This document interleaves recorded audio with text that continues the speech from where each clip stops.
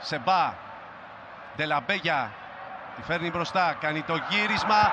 Καρτόσο, μεγάλη επέμβαση από τον Ζίβκοβιτς. 2-0 από τον Γιώργο Μανθάτη.